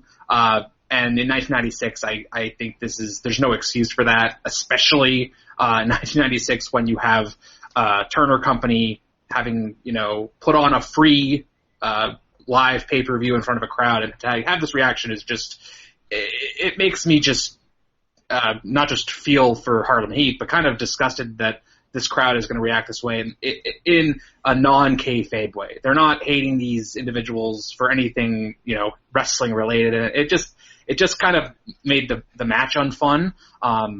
As for the match, there were some clever spots for Harlem Heat to cut off the ring, and because there was that non-kayfabe heat, I guess we could call it, they did do the most with their heat, and I felt that led to a really nice hot tag for Scott. Scott looks massive. He looks like he looks bigger every time we see him. Steiners are probably my favorite act in WCW, maybe next to like the Steiners, Regal, and depending on what Flair's doing. But I almost just think the Steiners at this point need to go heel, just because they work such a stiff, snug, mean bully style. I think that they're just so nasty, and especially what Rick had yelled to Sherry, it just kind of epitomized how if they wanted to play the roughneck heels, they could probably do some incredible business down the line, or work with Hall and Nash. But another crooked finish, which I think I don't know if we have had a clean finish so far on this card. I think Norton beat Ice Train with the arm. Mysterio Dragon was clean. Yeah. There it is. Okay, so I'm sorry, I am wrong. It's just been the previous 2 matches, so this would be the third unclean, dirty finish. Jeff would have watched Saturday Night as well, though, and there probably would have been a few on there too, I'm guessing. I just think, who are you trying to get over in this match? Harlem Heat gets the win, the double salt in the eyes, little hokey, the cane on top, just a little too gimmicky, a little too overbooked. But all guys worked hard. Booker T's, I think, the better of the two from Harlem Heat. I think both Steiner brothers are just awesome, but Scott especially just looks like a superhero right now. Yeah, we spoke about the undercurrent that went on earlier on. I think if you look at the match itself, it was pretty good, and dare I say, the heat, regardless of where it came from, did actually help the perception of the match. And full credit to, I think, all four guys involved in that they didn't react to it overtly in a way that would encourage it. There was a bit at the start where, both members of the Heat were kind of, shouting at the crowd. But other than that, it wasn't like they were stopping every 30 seconds and, going, what the fuck's this? They were just using what the crowd were giving them. They deserve all the credit in the world for coming up with a competent match in amongst all that noise as well. Never mind just what the noise is representing. All the engines revving, all the boom. There's a lot of noise going on. And the match was pretty good. I mean, all four guys are excellent. The match was good. The finish was a big letdown, but we've grown to expect that where WCW tag teams are concerned. Stewart, I think I'm with Jeff though. I think as good as the Steiners are, them as a heel probably opens up a lot of different possibilities. Yeah, I mean, they've had... have they been heel as a tag team anywhere? Would be my question. I think Rick, since they've tagged, Rick kind of had the Varsity Club run, but as a tag team, have they been heel anywhere? Jeff? No, nowhere. No. I think Scott did Memphis, and then they just came up, and they've been, your all-American tag team with the Dogface Gremlin, and then they went to work for Vince and came back, and I'm not saying that they're not great babyfaces, I just think Scott especially and Rick with his look, they just have a lot of heel tendencies, and there's just a lot of potential there with both of them being really mean. I think, like, if you look at Gordy and Doc, Dr. Dusty Williams, that kind of suplex heavy, just nasty, go after it, hoss fighters, I think there's a lot to be done with them as heels. Who would you kind of put as a babyface team to oppose them? Because I just think, like, WCW have teams like the Outsiders, Harlem Heat, Public Enemy, Nasty Boys that kind of... I don't know if there's a lot of kind of undersized tag teams that they could bully around. Like, a lot of the WCW tag teams are kind of equal or similar size. Yeah, I think you're definitely right. I think maybe one of the goals would be to probably, create your white meat babyface tag team, a la like the Rockers or the Rock and Roll Express. However, I think you're kind of hamstrung with the Outsiders being the predominant heels. I do think down the line, the Outsiders are too cool to just be heels. And if you want straight mean heels to go up against them, I think the Steiners would be good for that. I also think if you're going to keep Luger and Sting together, Luger and Sting and the Steiners have always had really good matches. And there's never been a clear heel in those matches, which I think could add another wrinkle. But you're absolutely right. There's a lot of really stiff-looking tag teams across the board on that roster. Yeah, I think WCW tag team tag division is in decent health. I think we talk about who could they face. The answer actually might be staring us in the face. It might actually be a babyface Harlem Heat team. Double turns on easy, and there's a lot of shifting about that could be done there. I just think there's a lot of potential fresh matchups, even in a kind of heel versus heel. If you want to do the Outsiders against the Steiners, they would pitch that as NWO versus WCW, with the Steiners as these badasses that run outside. Stuart, any more on that? No, I'm all good. Cool. We will move on. We get a series of clips showing WCW talent riding their Harleys to Sturgis. I am almost certain that we do see Darth Page and Kimberly Page on the same bike. I think that actually happened twice. So yeah, sort of kayfabe, but not to any great degree. Couple of quick notes on there, if you don't mind, Bob. Go on. Number one, none of them appeared to be wearing helmets. Jeff, is that just the bike? I know, Jeff, I'm stereotyping you as a North American, as someone who might know more about biker culture than me. But is that just the style when it comes? I think there's a state-by-state legislation. I know that for a fact.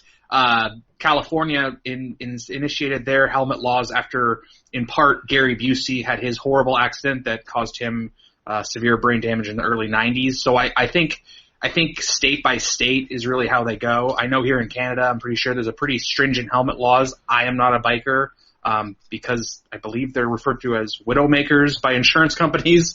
But yeah, I believe the helmet laws are a little iffy depending on which state you're in. And secondly, we got the reappearance of Pepe.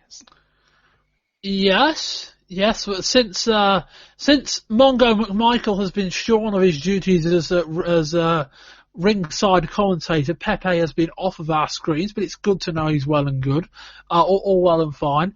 And also, Paul Orndorff appeared, which I haven't seen Paul Orndorff in quite a long time. Anything more, Stuart? That was the takeaways I got from that montage. Yeah, I just wanted to bring up Pepe and his outfit and no one wearing helmets. Right, fair enough. Jeff, anything else? Any notes from that montage? Yeah, it was great to see Eric Bischoff letting himself look cool on pay-per-view. I mean, that really gets a lot of people over. It moves tickets. It puts asses in the seats. So good for him. Yeah. This felt like an Ica Pro or a World Bodybuilding thing of Vince. Like this felt like the guy in charge really likes leather and motorcycles. So hey, let's do this. And at least Ica Pro is generally only like a 30-second, 1-minute advert clip. This was a 5-hour pay-per-view and TV show based around one guy's fascination around motorcycles. Well, he looks good with the wind through his hair, Bob. Well, there we go. There's that. How much money that cost them, we may never know. We move on to Eddie Guerrero versus Ric Flair with women and Miss Elizabeth for the WCW United States Heavyweight title. They exchange shoves pre-match. Flair says to a woman in the crowd, "When this is all over, it's just you and me." More showing after the bell rings. Flair gets off and staggers around. Even the ref shoves him. They exchange slaps. Flair and Guerrero, obviously. The crowd are into this. Flair regroups on the outside. It is starting to go. It is pretty much dusk now. That's where the sun is in this stage of the evening. Flair goes for a belly to back. Guerrero goes for a counter and nearly lands on his head. Guerrero goes for headlocks and runs up the turnbuckle into a headlock on the mat. Flair gets up, slams him down. Guerrero kips up. The lights go down, they come back up, I don't know what happened there. Guerrero rallies with a Big Ten punch. Flair does his Flair flip over the top turnbuckle and Guerrero drop kicks him onto the platform. The platform being hollow makes the noise it generates real nice. I'll try it again. The noise the platform generated because it was hollow was quite nice. Guerrero does a float over. Flair sits out on it, but Guerrero evades the shot. Guerrero locks in a figure 4. Flair escapes. Guerrero hits a lovely swinging DDT from the second rope. Guerrero mocks Flair. Flair goes to the top. Flair throws him off for a surprisingly close near fall. Guerrero goes to the top, hits a frog splash, but Guerrero hit quite hard there. The stating that he injured his knee on the way down. Flair levels Guerrero with a clothesline, then goes for a figure 4. Flair holds on to woman's hands. Guerrero actually ends up getting pinned while in submission with the viewpoint that he quote passed out. Stuart. Yeah, I thought this was pretty damn decent. We're kind of at the stage with Flair, I think, where a lot of his matches are kind of him just running through almost like a greatest hits package, similar to kind of how I said with Medusa and Bull Nakano earlier. But yeah, I thought this was pretty good. It did capture the sort of grey area that Flair's sort of sitting in, and the Horsemen in general, really, in that, like you said earlier, Flair was cutting this sort of terrific babyface promo, and we got a video package from that, yet kind of here he's opposing a quite well-defined babyface in Eddie Guerrero. Yeah, it's just, it's Flair. I mean, I think he's going to get cheered in most part, whoever you put him against, and to an extent they're just like, well, we'll just book him as a heel, and if he gets cheered, he gets cheered. I guess more the point, why not just book him as a babyface and then he gets cheered? But I think also to an extent, I guess it's kind of like, we need that to happen a bit more organically than just abruptly starting booking him against heels. So I guess that makes sense, and this was a storyline that they've kind of sort of built for a while. I guess there's that, but this isn't the first time this year that Flair had a match, I think it was Conan last month, that felt a bit out of place as well. Isn't the first time that Flair's had a match that feels like quite a good match, even though it doesn't really kind of make sense in the storyline that Flair's in. And this kind of felt like that too. Stuart, any more? No, that's pretty much it. Jeff? I really like this. I was probably looking forward to it most just because, Eddie's such a great in-ring worker and Flair has a great character and really knows what to do with what he has left. Eddie's so fluid in the ring. I don't feel like the crowd really cared much about him compared to Flair. As it's kind of been said, Flair's basically a babyface playing a heel who maybe, shouldn't be or whatever. But at this point, Flair was the most over and recognized guy on the show. I really felt that Flair was putting his most into this match to help Eddie get over to that next level. What I saw from this match, and it's, kind of going back into a little bit of a time machine a bit here, but Flair had such great matches with like the white meat babyface of Ricky Steamboat, and when I look at Eddie Guerrero, I don't think he's as confident as a babyface as he was when he was working with Art Barr in Mexico as a heel. I don't think he has that babyface fire yet, and I don't think he has obviously someone like Ricky Steamboat's size right now. But that dynamic certainly would work to Flair's advantage because he knows how to run that match through. He's done that match so many times. And Flair is kind of reciprocating what people like, Johnny Valentine and Wahoo McDaniel prior did for him when he was Eddie's age trying to get over. And I think it kind of showed with Flair's performance that he wasn't as selfish as sometimes he's accused of maybe being, or maybe not wanting to do things for guys on the way up to keep his position. The tan line spot was really fun. I was okay with this finish because Flair is the dirtiest player in the game. And, I think Eddie being in the ring and hanging as long as he could and then having the knee injury out, it all played out really well. I probably enjoyed this match the most out of anyone on the show. Yeah, I wouldn't necessarily disagree with that. Jeff, is it fair to say that Guerrero perhaps is struggling here just because he's not that over yet? Like, face or heel, he's just not getting a great reaction and he's the kind of guy that needs to feed off people. Would that fit your viewpoint of him? I think that, with the perception of guys with size and the guys with kind of outlandish personalities, Eddie runs the risk of kind of just falling in and being a wallflower and kind of fading into the background. I don't really think they've established his character. He seems like just a nice guy with a mustache. Like that's kind of all I've really heard from him. It's kind of similar to Malenko, except Eddie Guerrero is a babyface. He's so smooth. I almost want to see him kind of be less fluid so it looks, so everyone else looks more normal because he's so good in the ring. And I mean, that tornado DDT spot he did was just so great. But I don't know if the fans appreciate it if they can't relate to the character. And going back to the Ricky Steamboat comparison, it wasn't until Steamboat really could find, his perfect foil to bring out his character, and that would have been Flair. So I think Eddie needs a foil to bring out a babyface fire in him because he has the fire. He's shown that in Mexico working with Art Barr. It's just got to be harnessed by the bookers and himself. And he probably needs a bit of a character, I think, as well. I guess I don't necessarily contradict what you said, but yeah, I think that's probably the biggest takeaway is that he is just a bit of a clean-cut babyface. And from what I've seen of Guerrero in ECW and from what I've heard about him prior to ECW, I think he's got potential to be a lot more than that. But it's kind of about bringing it out. Stuart, will I come to you on this match? Yes. Yes. I couldn't remember. As you say, that's right. Yeah, I'm not remembering a lot of what you said. It's a very, very standard Flair match, but I think, as we said before, he's kind of earned the right to do that. And again, as we discussed on previous shows, I think there are times where Flair knows that a crowd is only really going to give him a certain level, regardless of what he does. And so, to an extent, he can just phone it in and know he's going to get the same reaction versus if he really put it in. But he's working with a guy, Guerrero, that helped him to a good match. It certainly was one of the top couple of matches on the show. But Flair as US champion feels a bit awkward right now. I think more in the sense that they don't really have any opponents for him. And it feels like it might be, like Flair almost feels like a guy that's a bit above that level of title. If it was on someone like a Regal, you could almost bring it down a level or two, but have a lot more intrigue on the title. The fact it's on Flair, and they don't really want to put against him, it kind of makes it a bit of an albatross. But anyway, decent match. Finish was what it was. I know we talk about Flair being a babyface with this kind of finish. I think he will be a babyface. I think we've got to get there.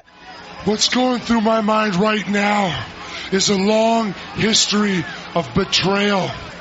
When I was a kid, I was by far the biggest Hulk Hogan fan in the world. And I saw your true colors way before the rest of the world did. When you came out on Nitro and you told the kids and the fans of the world to stick it, you reminded me of the pain you caused me. Well, believe me, Hogan, tonight in Sturgis, I'm going to be the one to stick it. I'm going to stick my hand right around your neck. I'm going to squeeze it till your eyes pop. And I'm going to drive your neck right through the ring. Hogan, ashes to ashes and dust to dust. Tonight, I lay the Hulkster to rest. Oh! We get a really good promo from the Giant, who says he was the biggest Hulk Hogan fan growing up. Stu, what do you think of this promo? And Giant's promos in general? Yeah, this was pretty decent. I mean, he's still obviously green in terms of mic work and in ring work, but yeah, he showed babyface fire here, which, you know, mostly Jimmy Hart and kind of secondarily Kevin Sullivan have done a lot of talking for him, but I thought this was good. Jeff? I wasn't blown away by it. I think the main attraction still is the guy is 7 foot and looks like a giant. I think there's something kind of generic about the promo, and again, he is still green, so you can't expect him to be cutting these Ric Flair promos. It kind of felt like an early Hulkamania one, like before he hit it big in 83, 84. I don't know, between the Giants presentation with, you know, the one strap and the still kind of being associated with the Dungeon of Doom and the awful ring music, I think there's a better way to present him as a babyface than they are doing. Jeff, where does Giant stand in amongst freak show promos? In that these big freaky acts over down the years, where does Giant fit in amongst that? Because if this was 15, 20 years ago, he probably wouldn't have talked very much, if at all. But I think I bring it up more in the sense that I feel for a guy of his size, there aren't that many down the years that would be able to cut promos at this level. Is that fair? Or is it more just against the guys down the years who didn't cut promos full stop? I think that I would have had him sit down and just watch every Bruiser Brody promo and have that kind of wild man, badass. If you want this guy to be a babyface, because he's so big, so it's going to be hard for him to sell, right? I think Bruiser Brody is the template for Giant. I think Bruiser Brody is the working template. I don't think he'll ever be the worker Brody was, but Giant is an athlete. I'd say Brody is the standard bearer, and I think Brody might have been 6'6", 6'7", because everybody works heights in wrestling. But as a babyface, I think you have to come across as almost, you know, like you said, like freak show, unpredictable, wild man. I would just make him watch Brody. And Brody's my second favorite wrestler of all time, so I might be a bit biased. A little bit behind. We won't ask who's number one, but we can infer that. I'm from Canada, Bob. I think anyone who's heard you on any WWF show can fill in the gaps on that.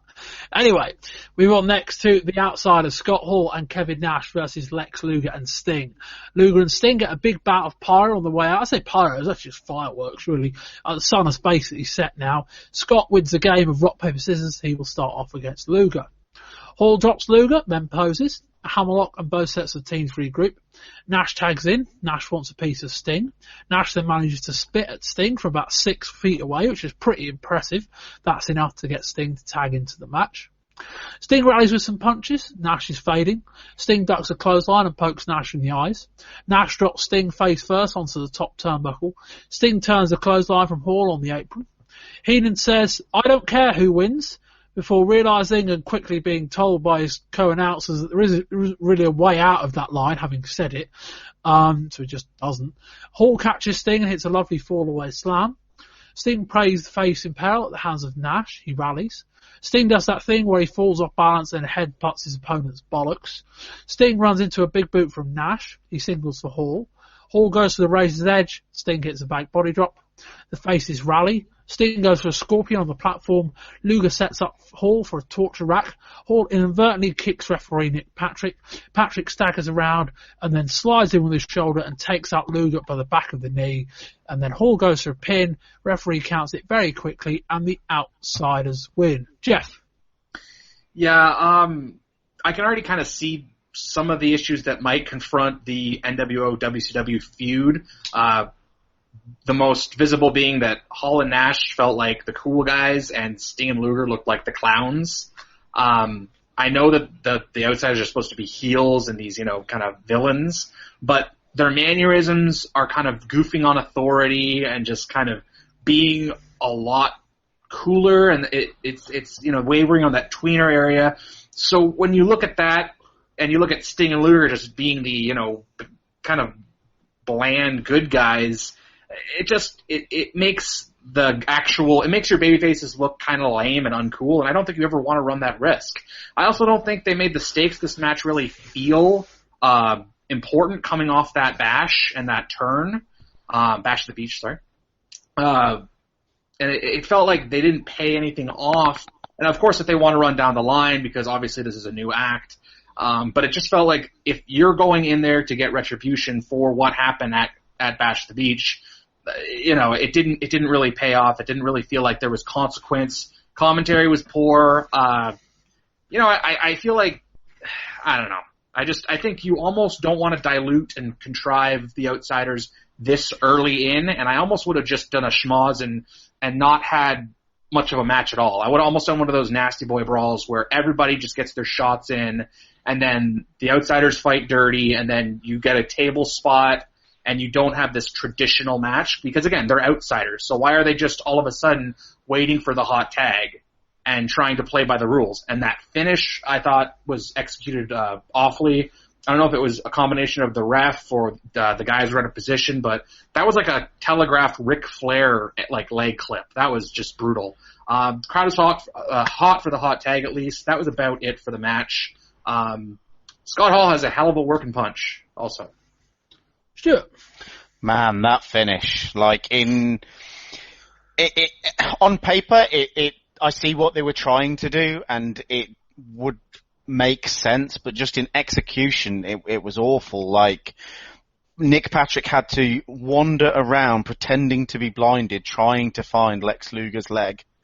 And then the fast count, I presume they'll do some sort of crooked referee angle as a result of this, because the fast count, that doesn't explain the fast count, the sort of wandering around looking for the leg.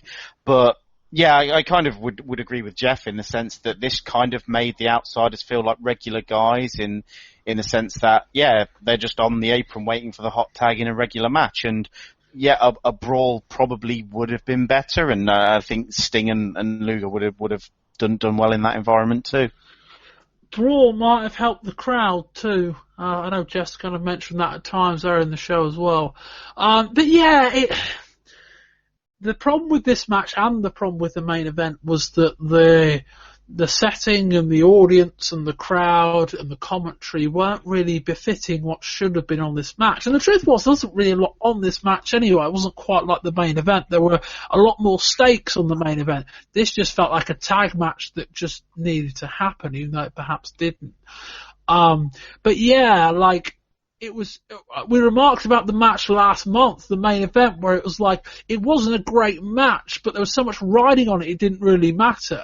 It felt like this one was just the not great match without anything riding on it. And that's where it struggles. Jeff, it doesn't feel like any of these guys really meshed that well. I don't know whether maybe Hall and Sting could get a good match out of each other, but none of these combinations really feel like there's going to be great action, although maybe we're just having a chance to see it yet. Yeah, I think part of it is probably guys not wanting to look soft and weak, and everybody kind of politically trying to protect themselves and not give too much. I think you're kind of limited with Nash. I think you're right. Hall and Sting should probably have a good match. Hall and Luger could probably have a good match. But I think politically, there's guys probably trying to gamble on holding on to their spot with these two new main eventers coming in. I don't know. I think the Outsiders are going to protect themselves and take care of themselves. and that could be to the detriment of the babyfaces because they're mainly trying to get themselves over, and they're cool, and I don't necessarily think that heels should aim to do that, but they're going to get over. Yeah, is what it was. Is what it is, I think this match almost kind of felt too soon. I know to an extent they kind of felt like we need to do a big match following it up. But in hindsight, it's like this wasn't the show to do this kind of match on, in the sense especially with Fall Brawl coming up. Yeah, that too as well. This was a kind of match that could have stayed, and maybe it was, I don't know, maybe if you do the Outsiders against the Nasty Boys or someone like that, made the matches worse, I suppose, as well. But just a decisive, clean victory, because it wasn't even an interesting screwjob finish. It was a very kind of, let the air out of the balloon kind of finish. And it just didn't translate, which I thought was a bit of an issue. Anyway, we're on to the main event. Michael Buffer is on hand. The Harleys rev up, which makes for quite the noise. It's the main event of Hollywood Hulk Hogan versus the Giant with Jimmy Hart for the WCW World Heavyweight title. Hogan doesn't even want to engage. His ring gear is black trousers with lightning bolts down the side. The bell rings and Hogan walks off. He returns to the ring but looks apprehensive. Giant misses an axe handle. Hogan takes a few free shots and then scarpers. Hogan gets into it with the crowd, but they're not exactly anti-Hogan. Every time Hogan makes a move, he then retreats to the platform. This match isn't going anywhere fast. We get a test of strength. The crowd up massively pro-Hogan at this point, which doesn't really help anyone at all, other than Hogan's ego. Hogan's winning a test of strength, but Giant rallies eventually. Another long submission hold. Hogan locks in an arm lock on Giant, which takes him to the mat. Giant goes for some headbutts. It spills to the platform. Hogan goes for the back rakes. He's basically wrestling his babyface style from WCW. Giant hits a backbreaker, but Hogan gets his foot on the ropes. He goes for an elbow drop, but Hogan moves. Hogan goes for some kicks. Giant hulks up. Yes, you did hear that correctly.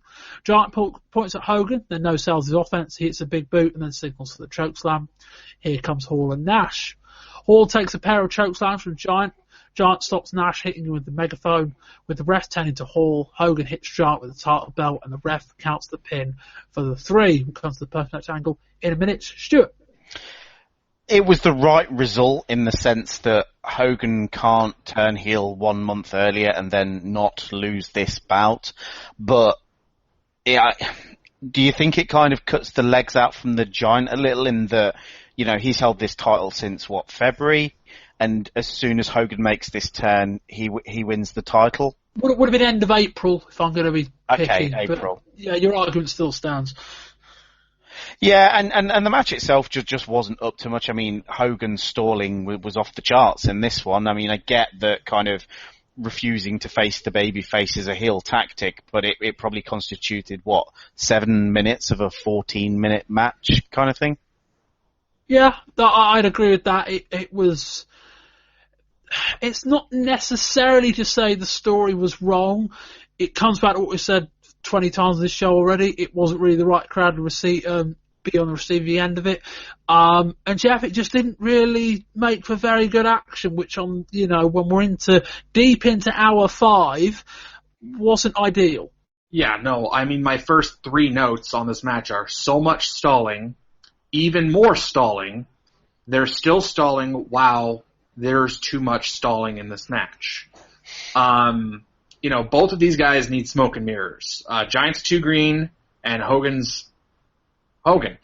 There were neither smoke nor mirrors in this match, and it showed. I really disliked this match.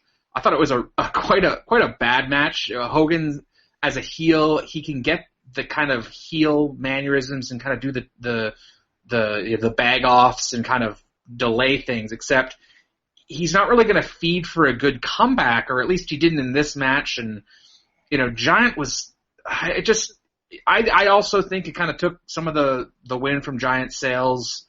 I understand that you want Hogan with the title as the heel, but, he took a belt shot and just laid there forever. I was really curious where all those WCW fighters or warriors for this battle were during these 3 outsiders just beating down their champion. Or the Dungeon of Doom, where were they? Yeah, I just keep looking at, and that was kind of my issue with the whole representation of the outsiders in the previous matches. Like, they're supposed to be these rule breakers, and then they're going to abide by a tag. And now they're going to come down and they're going to, they're going to use Rey Mysterio as a lawn dart on Monday, and now they're just going to come down and interfere, and no one's going to take umbrage with that. And I think it's not as well handled and as manicured as they really should do this angle, because it's a very valuable and potentially money-making endeavor for WCW.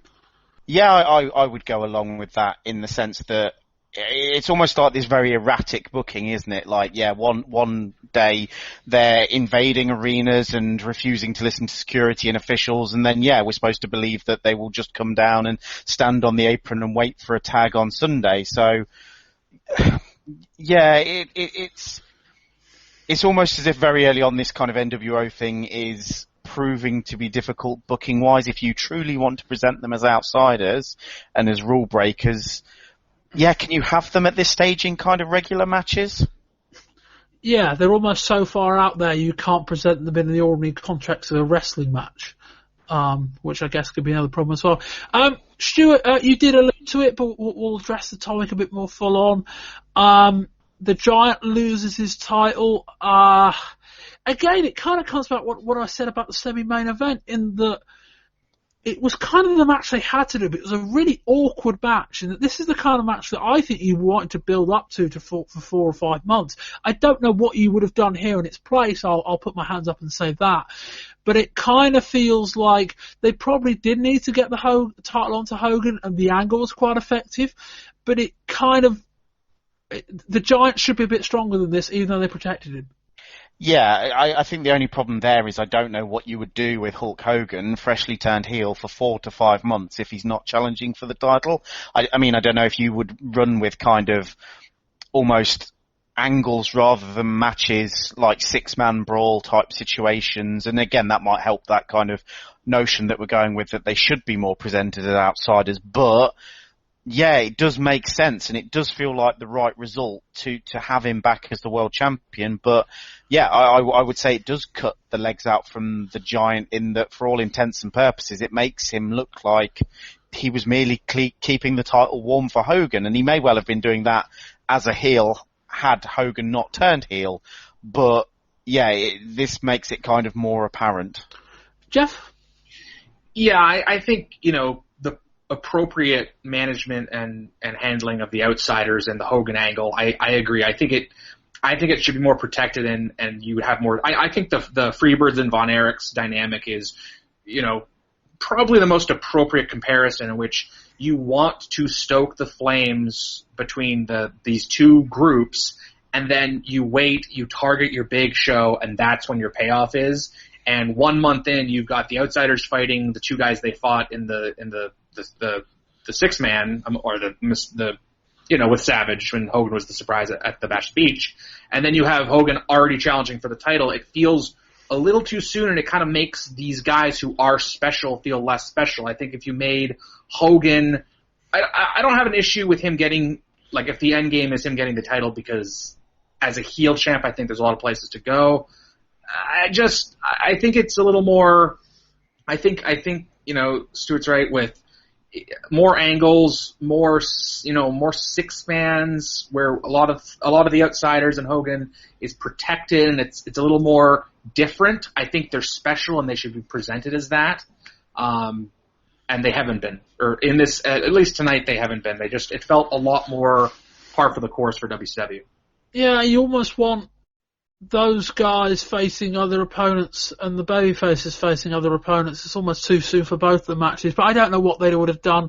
I also think, to an extent, this show probably came too soon. I mean, this is a month where they added in a pay-per-view where there wasn't one last year. As we referenced earlier, the pay-per-view last year was Collision in Korea. Also, it was taped in April, shown in August. That was in the pay-per-view slot, which obviously from a WCW story perspective didn't really exist. So they went from the pay-per-view bash in July to Fall Brawl in September, with only a clash in the middle. If you hadn't have had this pay-per-view, you could have done anything you liked at the clash. You could have done Hogan and Flair. It would have been an interesting matchup first up, maybe something like that, and then gone into the 4-on-4, all the while Giant is still champion, and then you can get to Hogan and Giant maybe October, maybe even December, and you can also get to that kind of tag match down the line too. Putting this show in the middle, and this was planned quite a long way in advance, who knows, it's a bit awkward, and I'm a big fan of what the Giant's done. I think for all of his limitations, I think he's got a lot out of his relative skill set. But I kind of felt like, and I still do to an extent, that we were on the way to this mega babyface Giant. And this felt like an odd first chapter, but I don't know. Anyway. Oh, yo! The NWO is the way to go!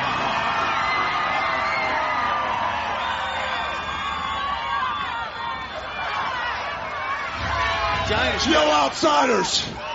The Booty Man knows it's Hulk Hogan's birthday, brother. Yeah. And you know what? Now I'm gonna wish a happy birthday to me, brother. Yo, Booty Man. What a surprise.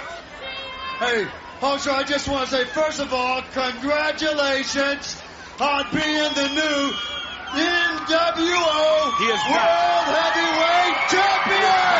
He is the WCW Heavyweight Champion. Very simply put, that is a falsehood right there.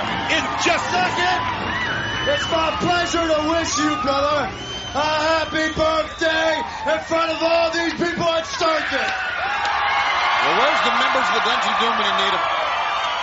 Yeah. And last but not least, I just want to put my hand out and thank you for being there for me for 22 years, man. Congratulations, champ. Well, we have a You know something, Booty Man? I love you, man, like you're my own blood. You know something, man? For 20 years, brother, you and I have been hanging together. And to have you here with an NWO shirt on is something special. But you know something, brothers? Now that I'm a champion in Denver, Colorado, Ric Flair is going to get the beating of his life. But you know something? There's something we all got to learn here, man. The reason the NWO is so powerful, the reason we're going to make Ted Turner look like a second-class citizen, we're going to wipe out the WCW, is that we never mix business with friendship or pleasure. And you know something? Ric Flair, we attacked the WCW for a reason, not because Arn Anderson was there. And so you showed your down card, brother. You got a soft spot, dude, for Arn Anderson. Well, this is my best friend here. And the one thing he's been driving me crazy about is the NWO, man. And now that we've got the mission accomplished, we want to tell you one thing, brother. They do not have... We never, ever mix business with friendship, but this is a special occasion, man. And we got a surprise for you. You know what, brother? We got a surprise. Hold on. What in the world is going on? Get him, boys. Let's get him. Can you believe this? Unbelievable. Oh, yeah. Unbelievable. How about this? That's the true colors right there. This is what the NWO is all about. Backstabbing, lying. Hold him up, brother. Hold him up. Making examples of people. Humiliating people. 20 years, he said he's been his best friend. Let me tell you something, Ric Flair. That is business, brother. And that was my best friend. If I'll do that to my best friend, what am I gonna do to you in Denver, Colorado? The NWO rules, brother.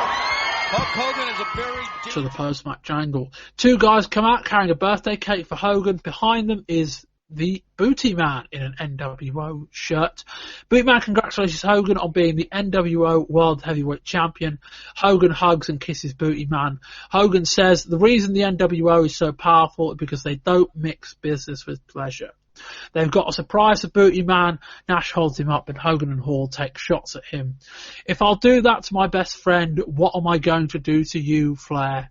In Denver, Colorado, opposite the Clash. Hogan takes out a spray can and sprays NWO onto the belt as we go off the air. Stewart, what do you think of all of this post-match angle? Do you know what? It kind of made sense from the perspective that I think it's fairly well known and on a television presentation as well. Like Hogan and Beefcake, Barber, Butcher, Zodiac, Booty Man, whatever you want to call him, have,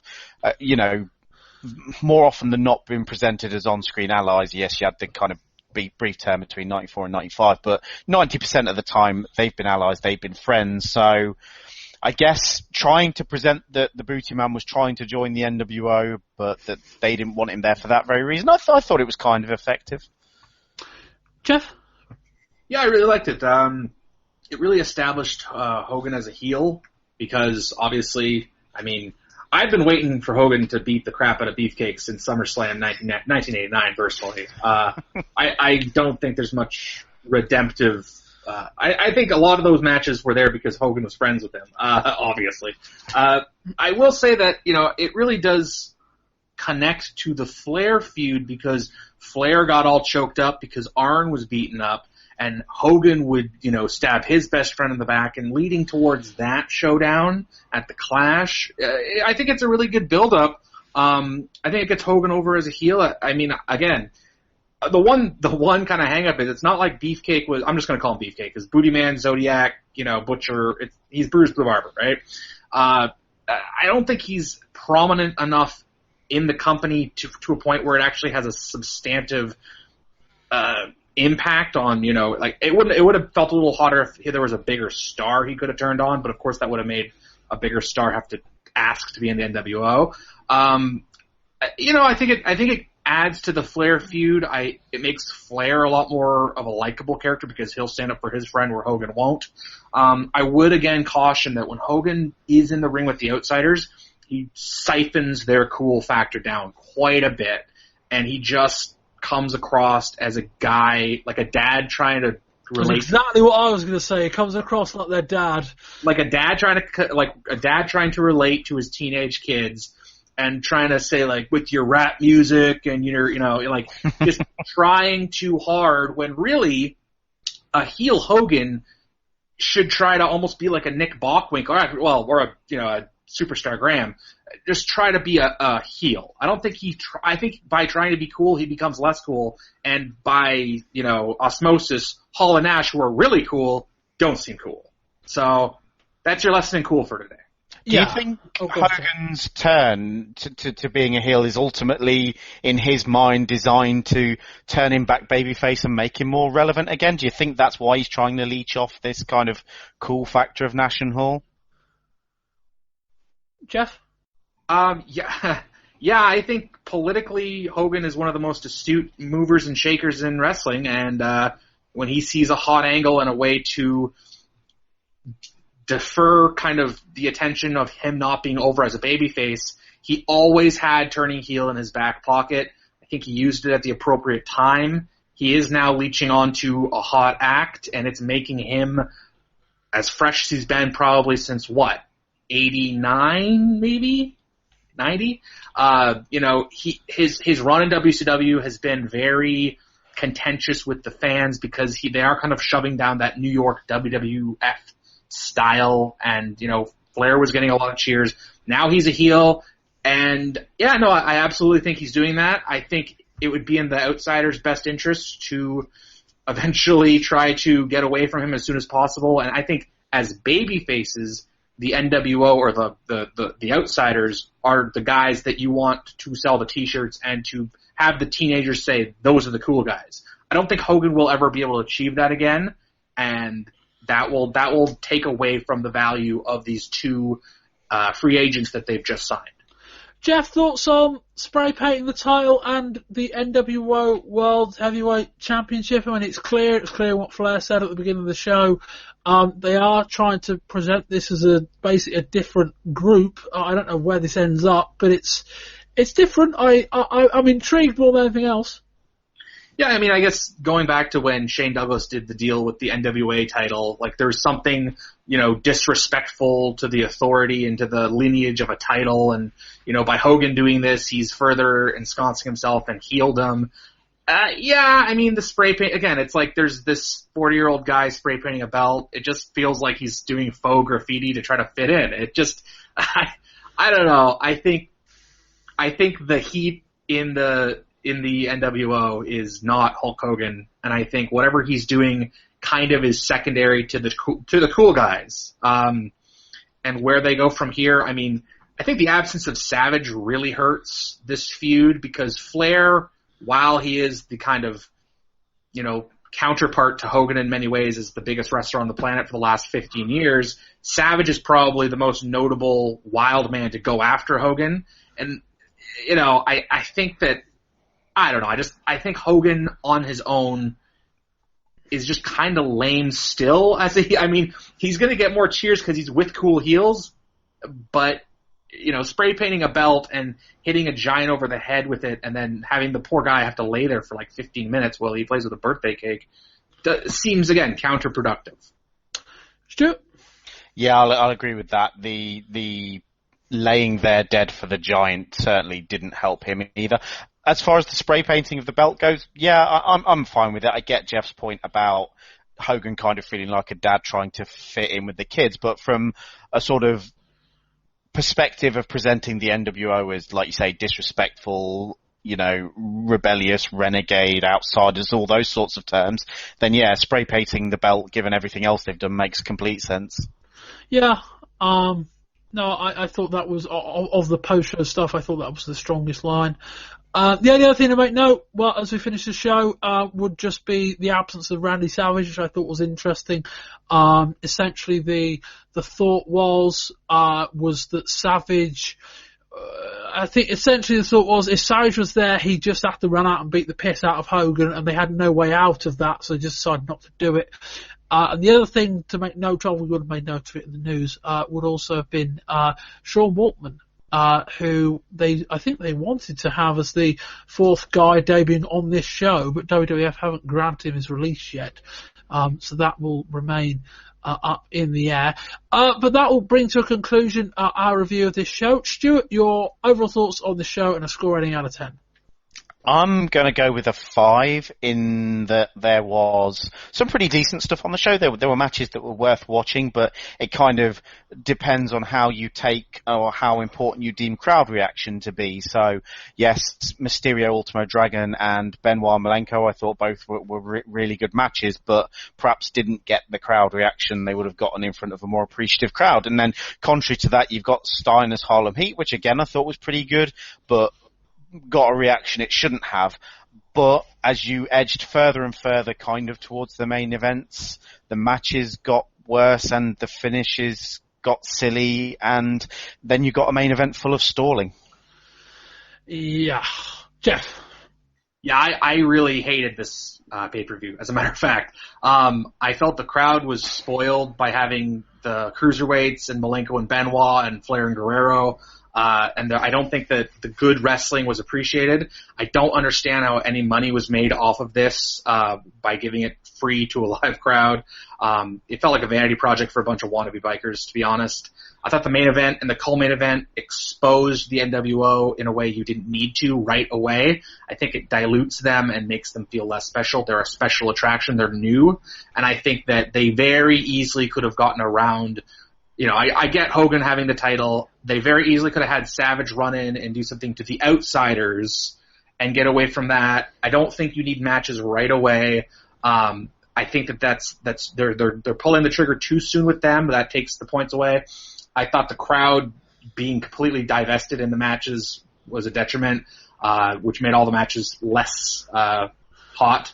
The issue with the Harlem Heat and the kind of blatant racism that we experienced, or that they experienced, but that we witnessed, I thought was deplorable. And overall, I'd say maybe 1.5 out of 10.